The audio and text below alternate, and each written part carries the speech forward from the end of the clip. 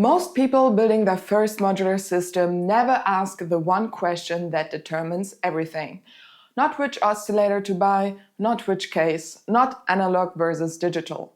One question, and if you skip it, and most people do, you end up with an expansive collection of modules that don't work together, that you don't understand, and that sit in a case looking impressive and making nothing. I spent 2 years stuck before I asked it, and when I finally did, everything changed. So, what instrument is your modular system? Here's what I mean by that. When you buy a guitar, you know what it is. It's a guitar. It makes guitar sounds. You know how to play it, you know what it connects to, you know what kind of music it belongs in. When most people start building modular, they don't think like that. They think in modules. I want that oscillator. I saw that filter on YouTube. That sequencer looks fun. They're collecting, not building. And there's a big difference. A modular system is an instrument you design yourself, which means before you buy a single module, you need to know what instrument you're designing. What is it supposed to do? What is it supposed to sound like? How does it fit into how you already make music? If you can't answer that, you're not building a system. You're spending money on a question you haven't answered yet. I want to show you exactly how to answer it, because once you do, every single buying decision after that becomes obvious. I want to tell you quickly how I got here, because it's probably more familiar than you'd expect. I was curious about modular for about 2 years before I actually bought anything. I watched YouTube for hours, I went deep on forums, I convinced myself I was doing research, but honestly, I was just overwhelmed and didn't know where to start. Then I bought a Behringer Neutron. Semi-modular, self-contained, seemed like a good entry point. Should have worked. I hated it. Not because it was a bad synth, it isn't, but because I didn't know what to patch. It already made sound on its own, and the signal path was already there, and I had no framework for what I was supposed to be doing with it. I thought I was missing something, so I sold it. A year later, still lost, still watching YouTube, I registered for an Intro to Modular course. And in that course, they did something I hadn't done anywhere else. Before we talked about modules at all, they asked me what I wanted the system to do. What instrument did I want to build? What was it for? I got a consultation. Someone helped me map out what I actually needed based on how I already worked as a producer. And that was it. That was the thing that had been missing. Not a better YouTube channel, not more research, not a different first module. A clear answer to a question I'd never asked myself. So when I built my first real case, I wasn't guessing. I knew exactly what I was building and why every module was there. That's what I want to give you today. So, what instrument is your modular system?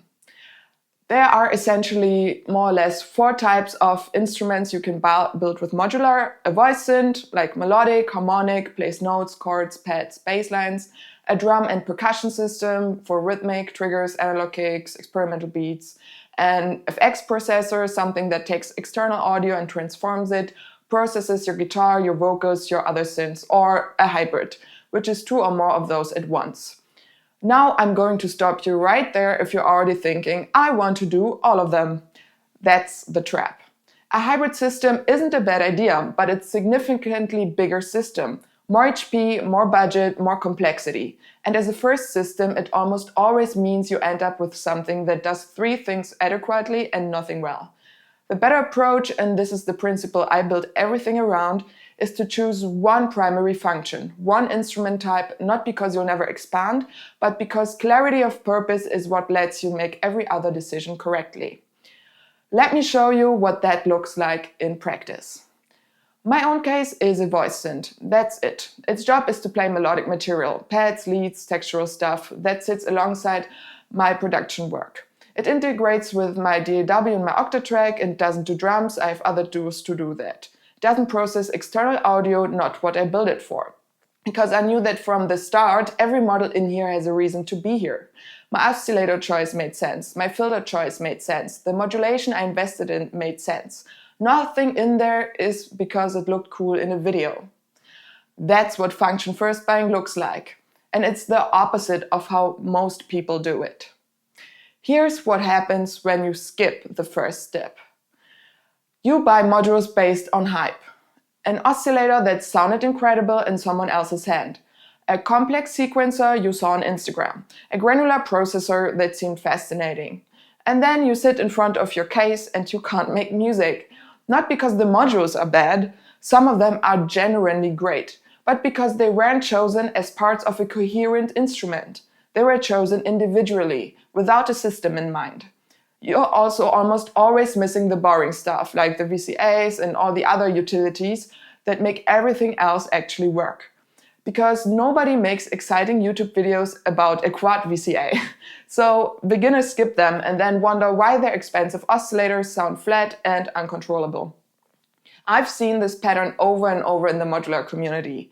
Good musicians serious about their craft wasted €1,000 or more because they never stopped to ask what they were building. So, how do you actually answer the question? You start with function, not modules, not genre, not vibe, not budget. What is this instrument supposed to do? That single answer determines everything that comes after it. The how, exactly how to work that out before you spend a single euro, that's what my free guide walks you through. Now, knowing your instrument type is step 1. Step 2 is knowing which modules to buy first, in which order, and why most beginners get that sequence completely wrong. I put together a free guide called the Modular Buying Roadmap. It covers the 5 modules you need to prioritize in your first system, regardless of your budget, and explains the reasoning behind the order. Because the order matters more than most people think. The link is in the description below. It's free, it's a PDF, takes about 10 minutes to read, and it'll save you from the most expensive mistakes beginners make. If this video was useful, you know what to do. Subscribe, like, and leave a comment. I'll see you in the next one.